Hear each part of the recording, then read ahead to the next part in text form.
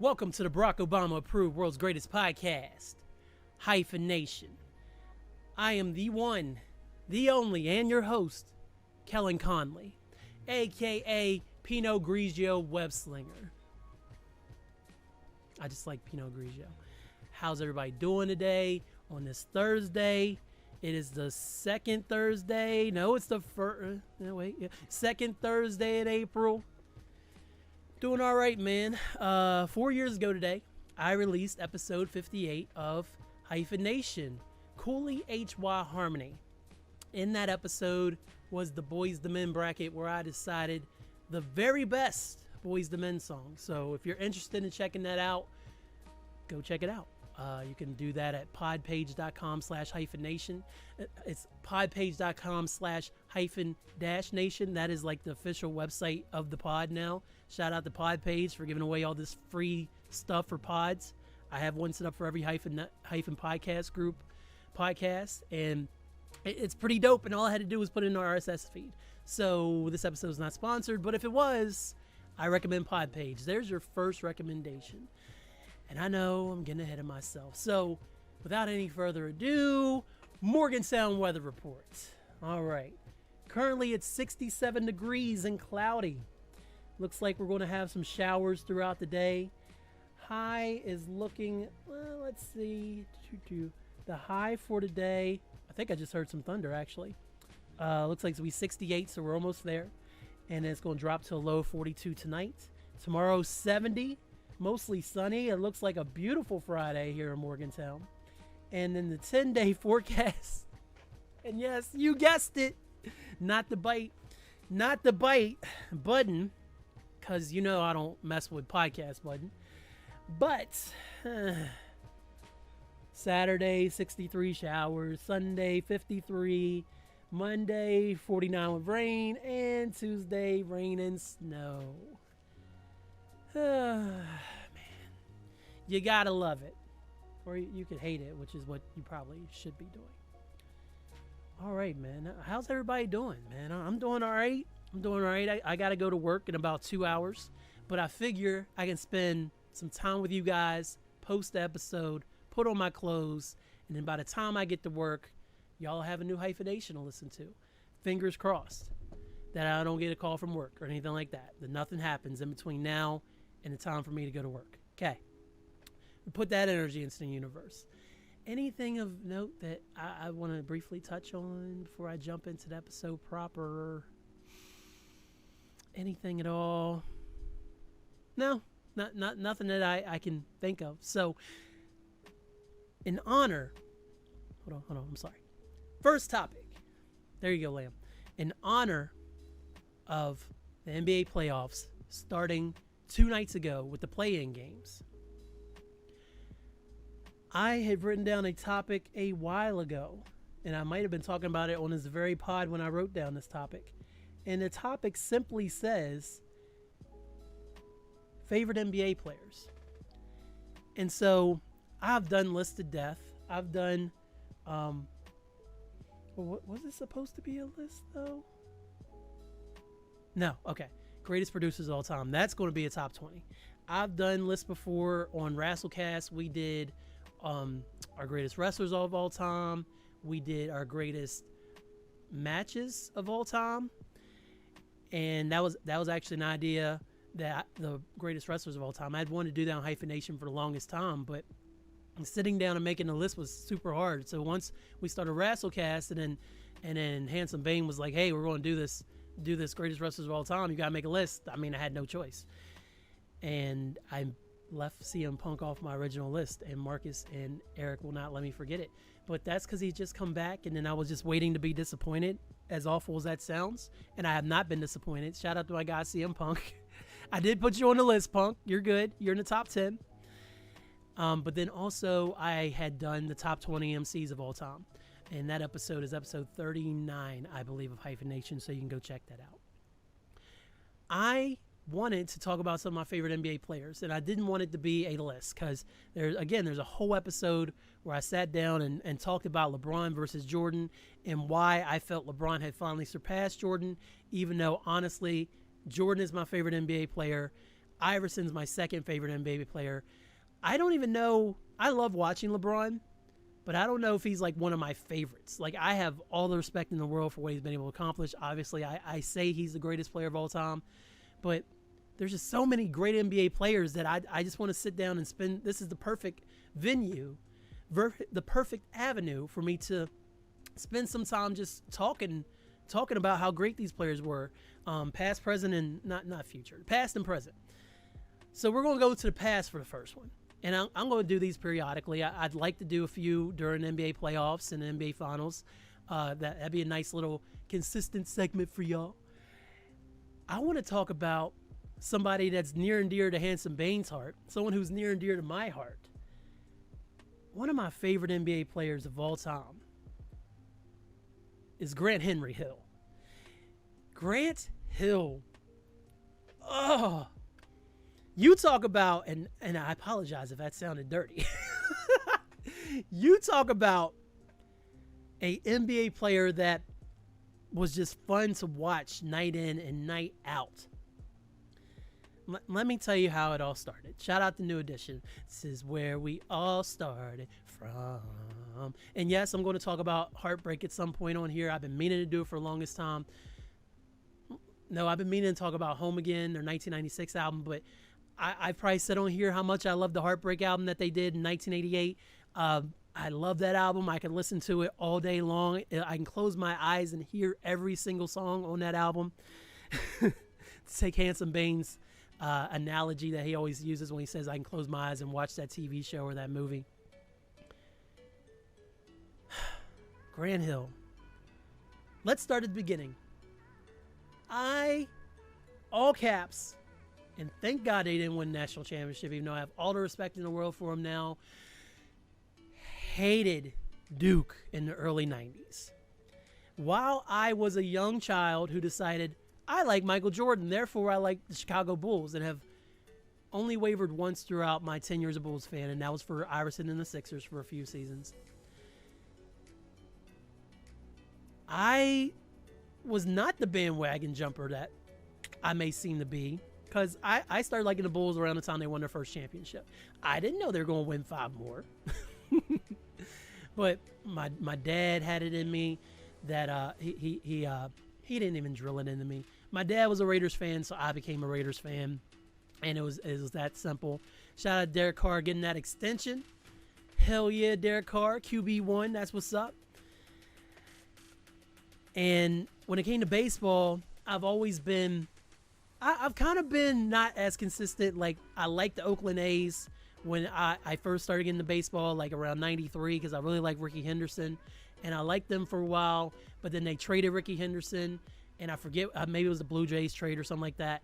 And I started liking this team in 94, right before the strike hit. I really started paying attention to Kenny Lofton, Albert Bell. So I was really following the Indians, and the Indians were having a great year. And then after the strike was over in 95, lo and behold, the Indians go to the World Series and lose. But I was officially an Indians fan, and I was an Indians fan up until they fired Mike Hargrove. And so there was 2 World Series losses in there, but I was an Indians fan. And then I was kind of teamless for a while, and I kind of fell out watching baseball. But then I was just kind of like, you know what? I want to get back into baseball. Let me just start kind of seeing where some of the Indians went. And I was like, oh, Manny Ramirez is in Boston. I'm going to start kind of following Boston. And I kind of picked up on following Boston.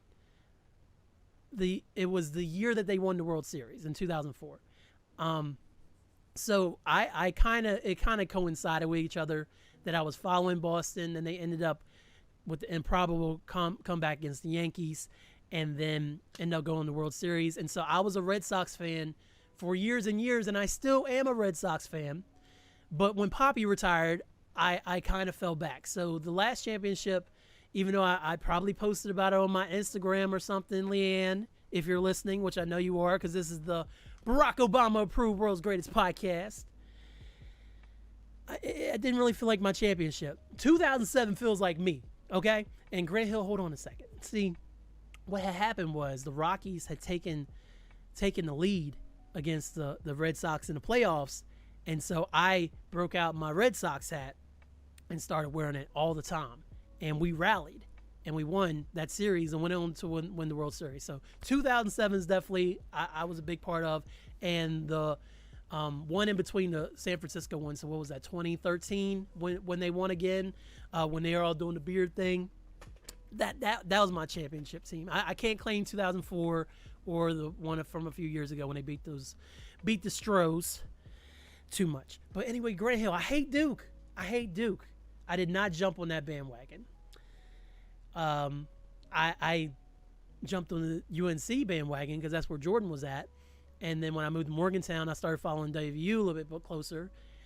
Regret that. I don't regret it.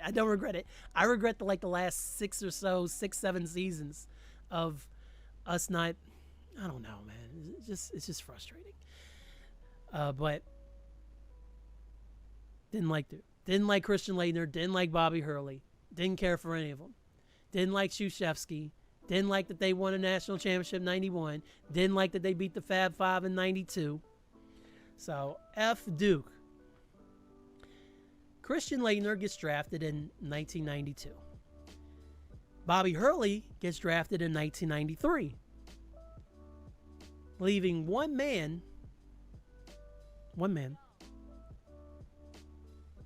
on that Duke team.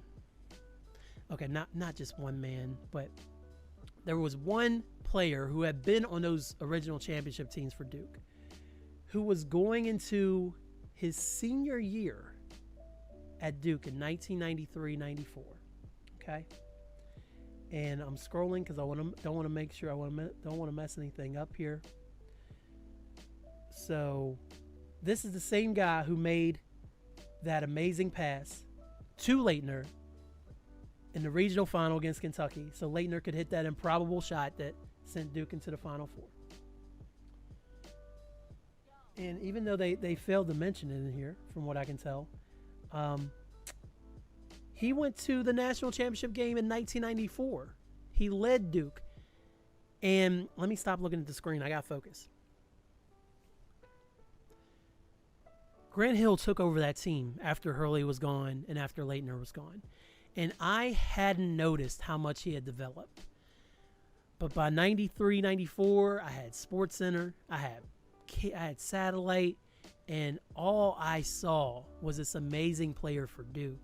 Dunking, scoring, putting up numbers, playing defense, a blur up and down the court. And if my memory serves me correctly, they went to the national final in 94, and they lost to Arkansas, I believe. Corliss Williamson in Arkansas, I think. Don't quote me. I don't feel like checking it.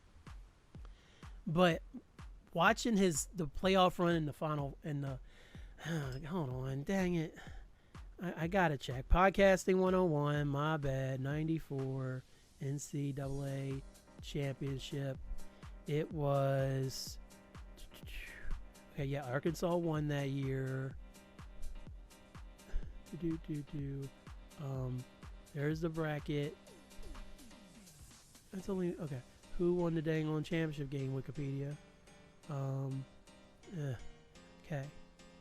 Yeah, I was right. Sorry. So they lost to Arkansas in the Final Four. But after watching that NCAA run by Grant Hill and watching how valiantly he tried to carry Duke to the championship, even though he came up 4 points short in 94, I was like, I can't help it, man. I'm in love with a Duke player. And I became a Grant Hill fan. Major Grant Hill fan. So going into the NBA in 94, 95, this is they're going into their second year without Jordan in the league. And Jordan had, of course, taken the torch from Magic and Bird as the standard bearer for the NBA, the biggest star in the NBA. 93, 94, while had a lot of exciting moments for people who were already a fan, and Shaq was playing his second year, and Penny, his rookie year was the year before that. There was a lot of good things to like. There wasn't a real big star anymore in the league like that. Like, even casual fans who may have wanted to tune into the NBA Finals, they slogged through a 7-game series with the Rockets and the Knicks, and it was a physical, brutal series. Yeah, Olajuwon was brilliant and deserved Finals MVP. But I can tell you, even with Shaq around, there was not a lot of kids out there saying, "I'm Shaq on the court." It was always, "I'm Jordan," or it was always, "I want to be Jordan" on the court, unless they had like a local star they like. But even then, I don't see kids saying, "I'm John Stockton," "I'm Karl Malone." Karl Malone's gross. So the NBA had a star problem, and Scottie Pippen had started to come into his own as a star, but then the whole thing happened in Eastern Conference Finals with him not wanting to go out for the last play and everything. And then of course he was never happy with his contract in Chicago, and he never really embraced that limelight as a star. He played great in 93, 94, and he was in the MVP conversation. But other than Shaq, there was no other real big stars I can think of. And having a center as your star attraction in the league is hard when you've had this flashy two guard who's been dunking all over people since 1984. It's a little difficult. So Grant Hill came in the league, and Jason Kidd came into the league. Jason Kidd came from California, Grant Hill from Duke.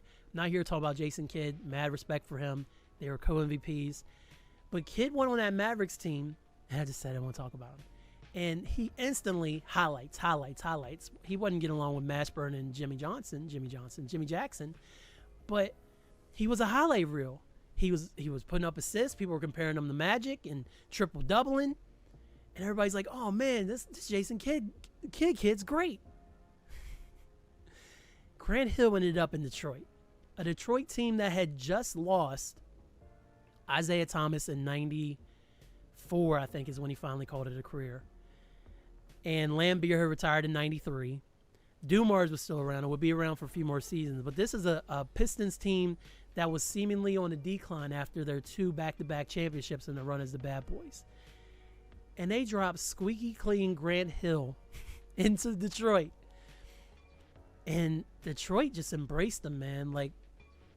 And a lot of the old guard was gone. Chuck Daly had left in 92, I believe, was his last season there. So Daly was gone. A lot of the Bad Boys roster was gone. So Dumars was the only holdover from that.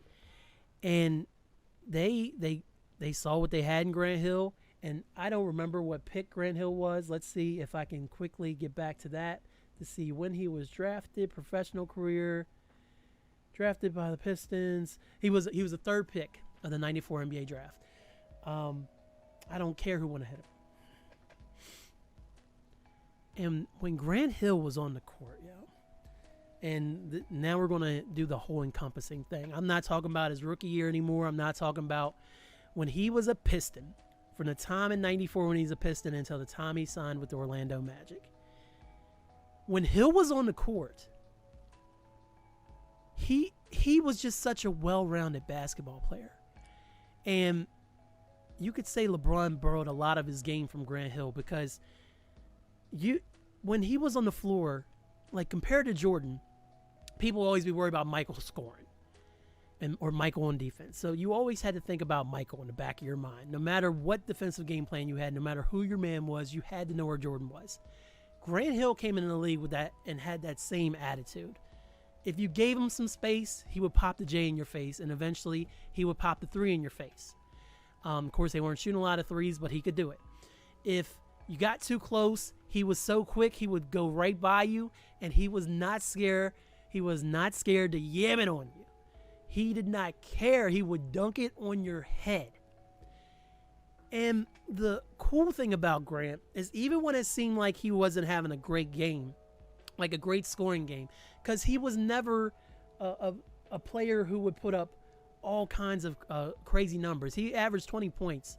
I don't want to do stats. He averaged a high number of points, but he was also getting rebounds. He's also getting assists. He was triple doubling, almost on the level of Jason Kidd, and he wasn't the ball handler. He came into the league and took the idea of what Phil Jackson had done with Scottie Pippen in Chicago and making Scottie kind of the point forward with him bringing up the ball. They took that from Chicago and gave that opportunity to Grant.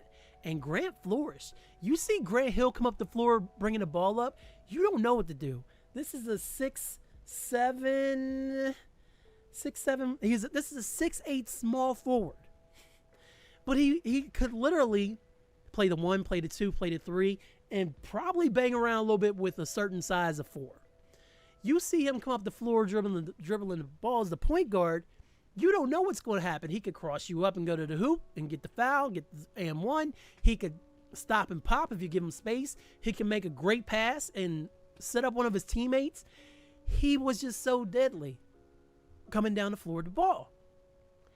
And so with them handing the offense over to Grant, essentially, Grant, he was just so dangerous. And nobody knew how to stop him. And I don't care what Scotty says. Scotty had trouble with him. Michael had trouble with him when he came back. There was very few. Honestly, I don't think there was any player in the league who could really stop Grant Hill at any given night prior to his ankle injuries. He was just too good at what he did. And the Pistons started winning almost immediately. I will look this up because I feel like it didn't take much time at all before they went to the NBA playoffs here. He was leading the league in all-star voting, like beating Jordan, like in Jordan's first full season back. That's how popular he was. He led the NBA in triple-doubles in 1996. He was selected for the 96 Dream Team, so he was part of Dream Team 3. I just want to see the first time he got into the playoffs here. I don't really see it, but Pistons never made it far in the playoffs. So it was 96. So Grant got there in 94. So they missed the 94, 95, 95, 96. But 96, Grant is going into the playoffs, taking them to the playoffs. And they never were that successful. They would always, they would get in, I'm reading this, but they would lose in the first round in 96, 97, 99. And then they did make the playoffs in 94, 95, and 97, 98. So here's what happened. I'm going to go ahead and read this verbatim because I see it here. 2000 playoffs would be no different. April 15th, 7 days before the start of playoffs, Hill sprained his left ankle in a game against Philadelphia 76ers. He continued to play until the first round playoff series against Miami Heat, in which his injured ankle got worse. Hill was forced to leave halfway through game 2. Eventually, the Heat swept the Pistons 3-0. Hill was selected for the 2000 Olympics but could not play due to an ankle injury. Ankle injury would prove to be a major liability for many years to come. So from 1994 until 2000, Grant went to the playoffs 3 times. Took this Pistons team. He was the only star. Mind you, they did get Stackhouse at one point, but I'm not here to talk about Jerry Stackhouse. Nothing against Jerry Stackhouse. He's from UNC. But Grant Hill gave the league someone fun to watch, just like Jason Kidd again. So all those old NBA commercials that they would splice together and always Jordan would be featured prominently. Grant Hill started becoming that guy. So clips from Grant's rookie season, his second season, where he's going in and dunking on dudes or just making people look stupid. His highlight reel was ridiculous. Number 33 on the Pistons, one of the most popular jerseys I've ever seen and from that era. There was, when the red jersey came out, people were copping that. People weren't so sure about the chest piece, whatever you want to call it. I like those, and I really like the red ones, and I'd honestly like to find a red Pistons Grant Hill throwback because I just love those. He was the most popular guy in the league, and the coolest thing about it, especially for me as a kid, was he was just so chill, man. He was always smiling, and of course he had his dad, Calvin Hill, I think. Let's see if I can find it in personal life real quick. Did he play basketball? Yeah, we know he played basketball. Professional career. When did Grant retire? Grant retired in 2013. Personal life. He was, Calvin Hill, a former wide receiver for the Dallas Cowboys.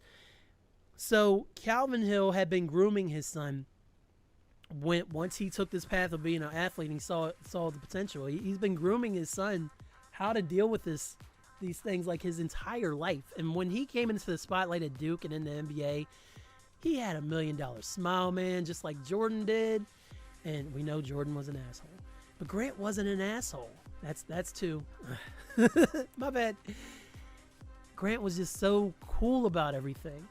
And he was always smiling and laughing. And even when the team wasn't doing well and stuff, He never threw any teammates under the bus. He always played as hard as possible. He played hurt on that ankle, and some would say that's the reason why it never healed properly, because if he had sat out and didn't try to play on it, his career may have been different. He might have went to Orlando in 2000 and got with McGrady, and they would have been the force that we all thought they were going to be. But it just didn't pan out. And then his career almost ended. Hell, I want to say his injury was so bad that it was. I don't know if his injury was so bad where it was life threatening, but it was crazy. Split around the ankle. See, all right, right here.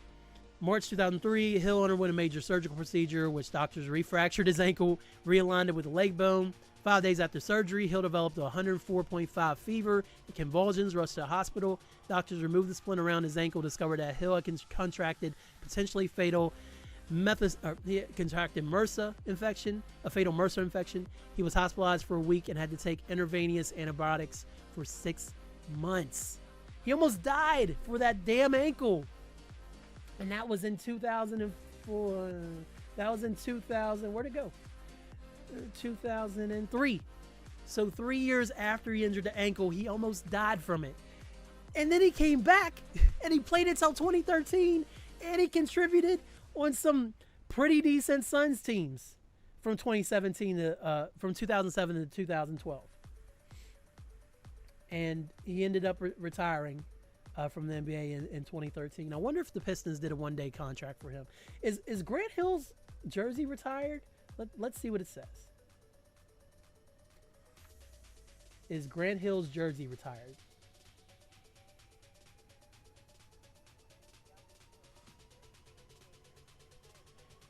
Dang, come on, Pistons. Come on, Pistons. I know he never won y'all championship. But Pistons Grant Hill was a problem. Pistons Grant Hill, just like that Heartbreak album, I could watch him play any game in his Pistons career, start to finish, 1,000 times. I remember I was watching, they used, I'm sure they still do, but it was back when I was younger.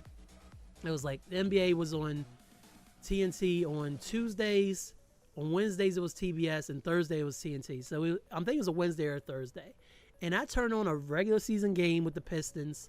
It started around 8. I turned it on.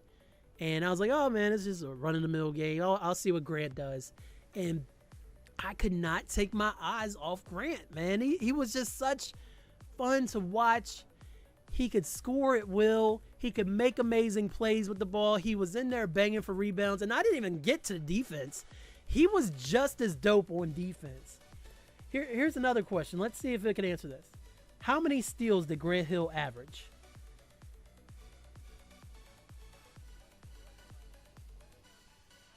Yeah, I know. Okay. He averaged, now a lot of that stuff, he averaged 1.2 steals for his career. Of course, he wasn't the same player that he was in Detroit. But I encourage you to go to Basketball Reference and see exactly how many steals Grant Hill was averaging before the injury, because it's pretty. He was always everywhere in the corner. He was blocking shots. He's in there banging with people. He was doing it all, and I loved him for that. All right. I mean, still, so 1.8 his rookie year, 1.3, 1.8, 1.8, 1.8, 1.6, 1.4. So he was averaging damn near 2 steals a game, which is pretty damn good. He averaged 5 assists, 6.9 assists, 7.3, 6.8, 6 assists, 5.2 assists. Rebounds, 6.4, 9.8, 9 rebounds, 7.7, 7.1, 6.6. And the points per game, just for the record, 19.9, 20.2, 21.4, 21.1, 21.1, and 25.8 in his last year with Detroit. And over that time span, let's see, he missed 12 games his rookie year, 2 games, 1 game. He was hurt a lot. Oh, no, that was a lockout. He played the full season during the lockout, and then he missed 8 games in the 2000 year. So missing less than 25 games over the course of those 1, 2, 3, 4, 5, 6 seasons with Detroit, he put it all on the line for that franchise, man. He tried his very best, and Detroit tried their best to surround him. Retire Grant Hill's jersey. He deserves it. Grant Hill, I know you're listening to this. I love you. I love your career. You're one of the greats. You're a big influence on me, being as in love with basketball as I was, and you gave a young kid someone dope to watch after Jordan left and before Jordan came back. And then also, even with Jordan in the league, you would go right up to MJ, You did not care. There was so many games that you and Jordan were going back and forth, and Jordan had no answers for you. And Mike would get you too, obviously, but Dumars is normally on him. But when you had Mike, I mean, you had your moments with him. You didn't have an AI crossover level, but you still had your moments. You're a badass, Grant Hill. Much respect to you, sir. That's what I'm trying to say. Woo! Next topic. That felt good. This episode sponsored by water, by the way. As always. Excuse me. So, I had Spotify on another day, listening to my playlist, and I see on there that there was a new Wiz Khalifa album, and it was called Full Court Press. Now, I've stated this way back in one of the early, like, it was probably in the first 110 episodes. It's the episode cover that has Wiz on it, talking about where I gotten my love of camouflage shorts from, and it was from Wiz wearing them when I really got heavy into Wiz. And this is going to be a Wiz Khalifa section to finish things off, and this will be pretty brief. So there's a new album, and it was called Full Court Press. A few months ago, Wiz had put out a mixtape album or something called was it Wiz Got Wings or something like that. I checked it out. It was fine. It wasn't bad. It wasn't good. It was fine. And I was just like, new Wiz album. Let me just go and throw it on, see what it's about. Because ever since I fell in love with Kush Orange Juice, which we'll get to shortly, I have been a Wiz fan. Wasn't too big of a fan prior to Kush Orange Juice. Excuse me. Wasn't too big of a fan prior to Kush Orange Juice. So it was fine. Even like the How High mixtape, I think that's what it called, or How Fly, whatever it was called, with Currency, that kind of went over my head, and Flight School. I don't know if I'm getting these terms right. I'm seeing covers. They might not be right. Kush Orange Juice was the one where I became a fan of Wiz. Cabin Fever, underrated mixtape. Put that on streaming, Wiz. Cabin Fever is so good. Love Cabin Fever. And then the debut album, Rolling Papers, came out. And then after that, I've always appreciated Wiz, but the music hasn't hit me the same. And I'll talk a little bit about that when I get to Kush Orange Juice. But Full Court Press isn't just a Wiz album. It's also a Girl Talk album, who I knew from my U92 days. It's also a Smoke DZA album, a rapper who I've always known of. I've always liked him. Never have actively seeked out any of his projects, but I never was mad when I heard of a Smoke DZA verse. And Big KRIT, who I've always never had a problem with either, other than the fact he sounds so similar to Pimp C, and so that was always my reason for never listening to too much Big KRIT. But I threw it on, and the first song I was like, I was like, man, you know what, this isn't too bad. I actually enjoy this. Like, the beat was real smooth, and I'm going to see if I can pull up the album here on Spotify. The beat was still real smooth, and Wiz was on his melodic vibe, and then DZA came through with a dope verse, and I was like, this ain't too bad, man. And then I just went to the next track, and this is the first track that featured all four of them, and of course, Girl Talk is the producer. Put You On, and I was like, hey, this joint's all right too. I kind of like this one too, and I'm trying to see. Okay, yeah. So I get to Put You On, and I was like, I like this joint. Then I get to the song How the Story Goes, and I'm like, this song's dope too. And then No Singles came on, and I was like, this song's really dope too. Then Ready for Love, which is just Wiz and Girl Talk, that song's good. And then the Cherry, Because by then, I was like, I love this album. This is my favorite album of 2022. KRIT has this song called Fly the Coop on there, man. Woo! Boy, I feel like an idiot. You know how I like to go around for years and not listen to artists and be like, I'm not a Weeknd fan, and then it turns out I am. I probably should have been a big KRIT fan for his whole career, man, because Fly the Coop, that song is hard, bro. Woo! I want to play a snippet, but I know YouTube will be like, what you doing? I don't think so. And I don't feel like messing with it, man. Oh, and that sounds like a dirty noise again. I apologize. But the album, hold on, let me. Okay, the album is only 10 songs, 31 minutes, and from start to finish, it's real good. And it got Currency to come through on there, so Currency got a feature on there. The whole album is dope, and I got more of appreciation for Smoke DZA. I don't know if I want to actively seek out his music or anything again, but if I ran across a Smoke DZA album or something now, I probably would listen to it. Like, I was very impressed by him. KRIT finally won me over. And here's the thing that worked so well with Wiz. Wiz wasn't on every song, and that's not why it worked so well. Wiz is Wiz, okay? We know what you're getting with Wiz Khalifa verse. Wiz is never going to drop a verse that's going to make you go, oh my God, Wiz just dropped a dope verse. No, man, Wiz is going to get on there. He's going to talk about having sex and smoking weed and drinking and partying and life being good. And that's a Snoop.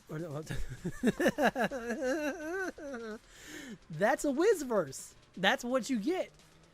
The thing is, Wiz has to have the right beats.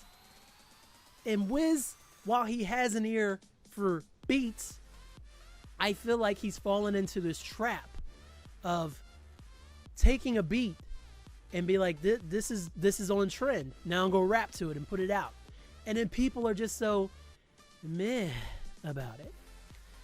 And I'm going to pick that up in 1 second. Go listen to Full Court Press right now. It's the best album of 2022, in my opinion. Now, I've listened to a lot of new music this year, but nothing as of yet that I've listened to. And y'all might be able to throw some names at me and stuff like, oh, did you listen to that? I'm probably like, no, not yet. It's in the list. I just haven't got to it. I'm trying. I'm still listening to stuff from last year that I haven't caught up on.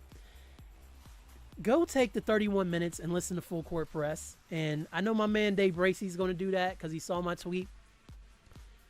It's worth it. You will enjoy this album. Even if you're not the biggest fan of Wiz, or you were, or you like Wiz does not hurt the project. KRIT is impressive. Diz is impressive. Wiz is impressive. The beats are great.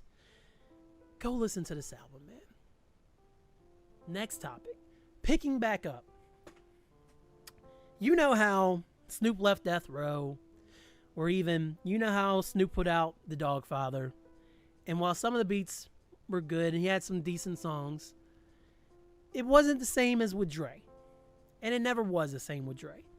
Then he goes to Death Row and gets Beats by the Pound beats, and it's still not the same as it was with Dre. There were some good songs like Down for My Ends and Still a G Thing I was a fan of. And then he does No Limit Top Dog, and he gets back with Dre, and then he starts messing with other producers outside of Beats by the Pound, and that's when the difference comes in with Snoop's whole career. And I'm gonna get back to Wiz. When Snoop is on the right beat, which is something I feel like he's honestly tried to do the last, let's say, 4 or 5 years when he's been doing his albums. When Snoop is on the proper beat, it does not matter. Snoop can make a dope song. When Snoop is not on the proper beat, we know Snoop could really spit, but Snoop is still Snoop.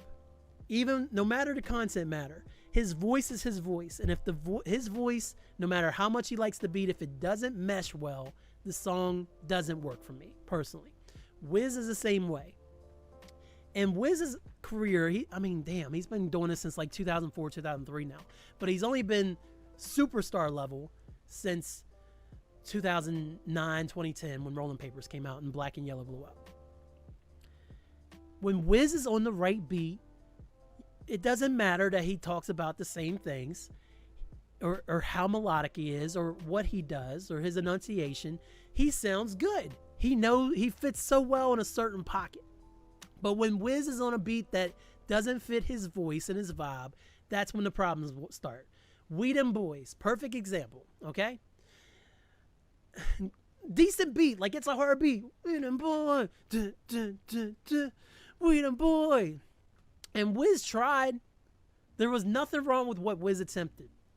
But coming off of everything from Rolling Papers and even the Black and Yellow and I roll up, and No Sleep and Kush and Orange Juice and the melodic stuff that he was really getting noticed for, to see him switch and go that direction for ONIFC, excuse me, it was jarring. And then that's the whole feeling I got from that project. And even Taylor Alderdice, I got that feeling. And so any Wiz project I would listen to after that, no matter how much I would want to like it, he had some decent songs, but it was like, man, this beat doesn't fit. Like it just doesn't mesh well. The Girl Talk album, every beat was perfect for Wiz. And even he just dropped a video for a song. I don't know where it's from. It's on his YouTube channel. And he's like in a school, and he's like, it's a pretty dope video. It's only like 3 minutes 30 seconds long, whatever.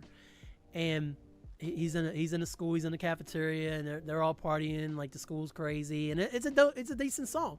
And Wiz's voice fits that beat. His delivery fits the beat. It works.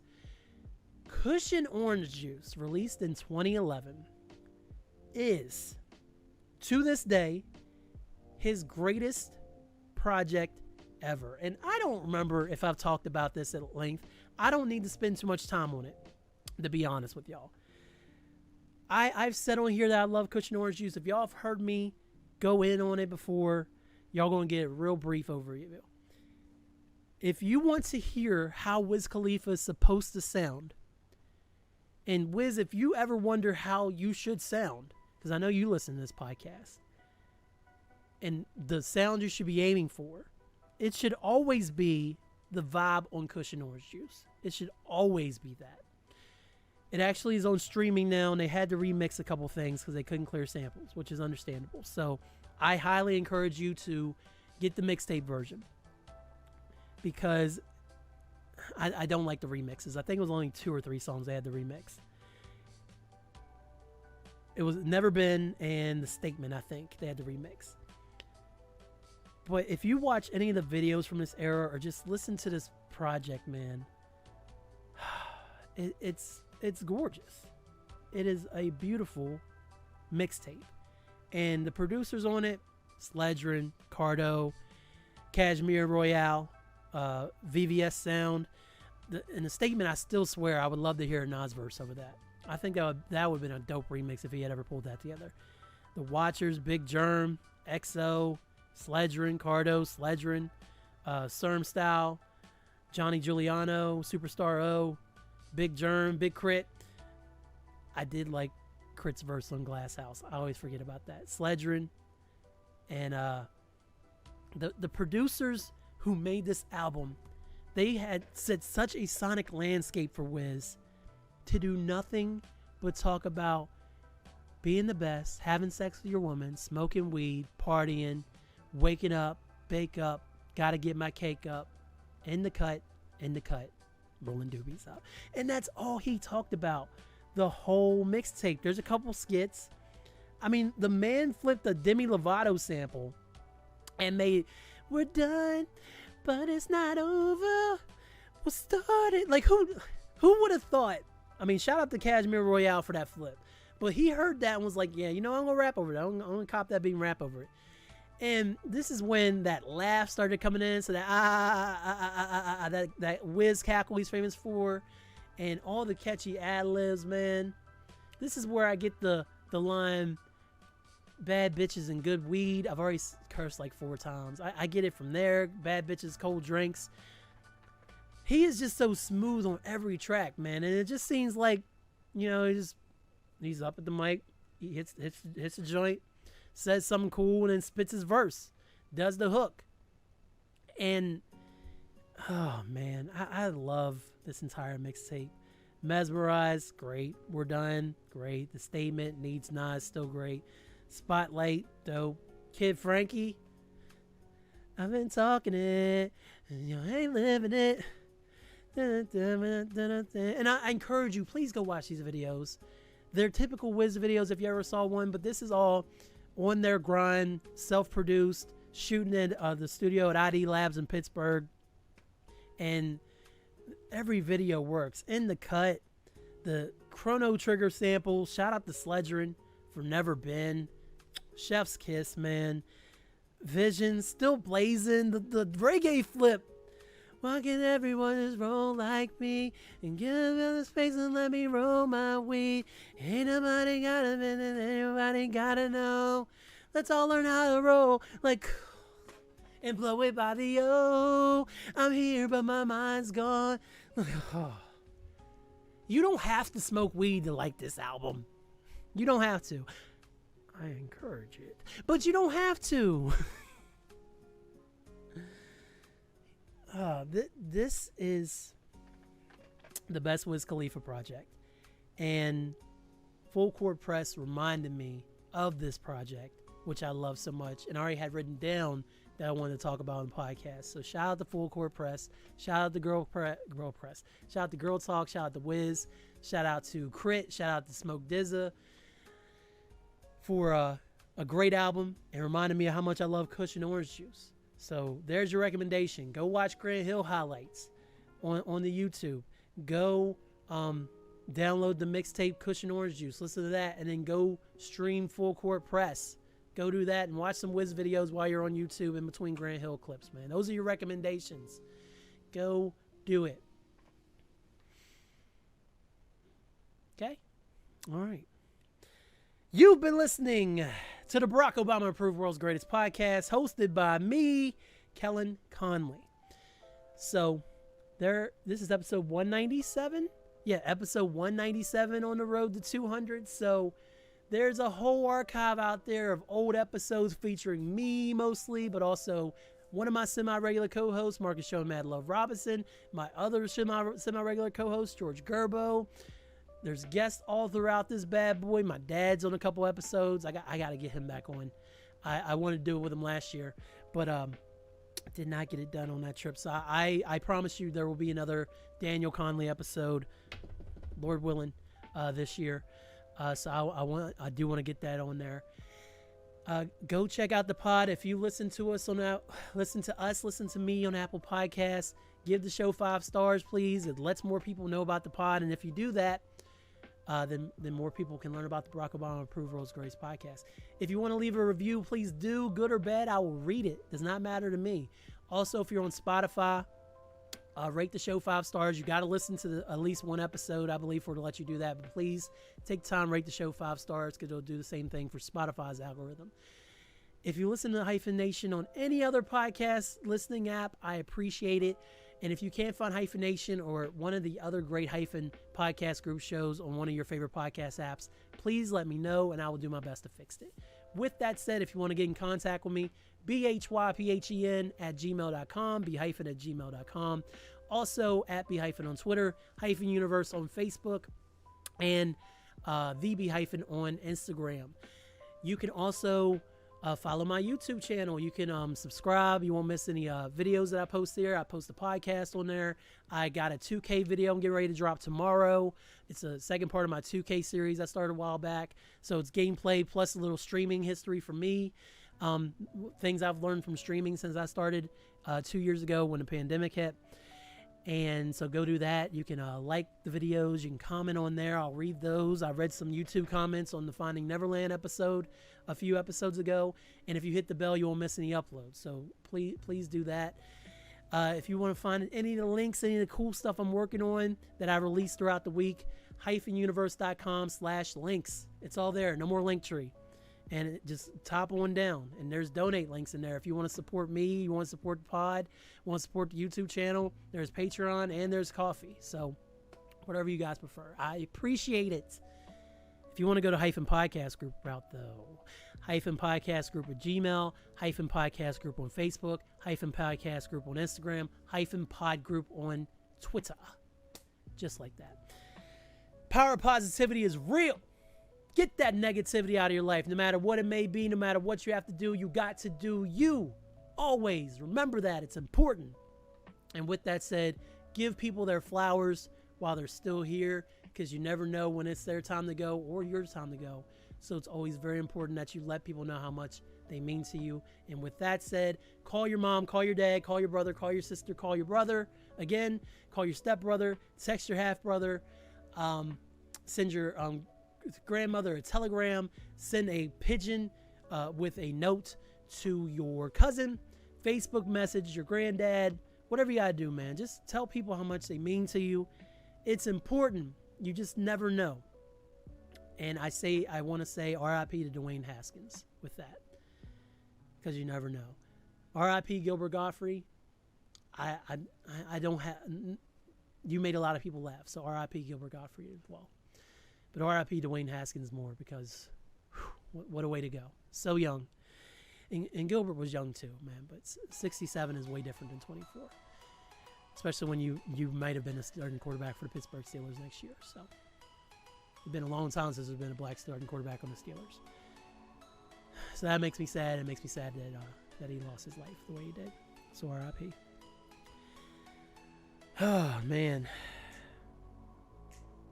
I appreciate each and every one of y'all who listen to the pod, who watch the pod, who put up with all my nonsense. I love each and every one of you. Shout out to Angel and Aaliyah for going to the Aquatic Center this morning and letting me get this pod off. Appreciate y'all. Happy Easter. Happy Easter. I went to the Stations of the Cross at church. We've been finally getting back into church like the last 6 months now since the pandemic. And it was my first time going to Stations at the Cross at our Catholic church. Angel's Catholic. I'm not. And Aaliyah is getting ready to be, her first communion is next weekend. Damn. And she's about to turn 8. Happy birthday, Aaliyah. She turns 8 on the 20th. Whew, crazy. And I enjoy Stations of the Cross. It was actually pretty good. I still don't know if I want to be Catholic or not. I don't feel that calling yet. I don't know if I ever will. But I haven't made a decision one way or another. There's no pressure. I have a whole episode. It's the cover that has Daredevil on it. It's like in the 100 to 110 section of the pod, where I talk about my experiences with church and since starting to go to our church here in Morgantown at St. Mary's, and my experiences with church prior to that. You can check out all those views there if you want to hear them. But I did enjoy that. So happy Easter. Go Bulls. You're going to need it. You're going to need it. Again, remember, you heard it here first. I got Suns over the Bucks in the NBA Finals. If you lose money because you decided to sports bet because of me, that's your fault, not mine. Okay? Cupcake. Sorry, Eric. I hadn't said it in a while. But that's it, man. Thank you so much. I appreciate it. Love doing this pod. It's so much easier now. I stopped thinking about it as much, and it's just been so much easier now. So I hope y'all been having as much fun as me. I say all that to say this. Thanks, y'all.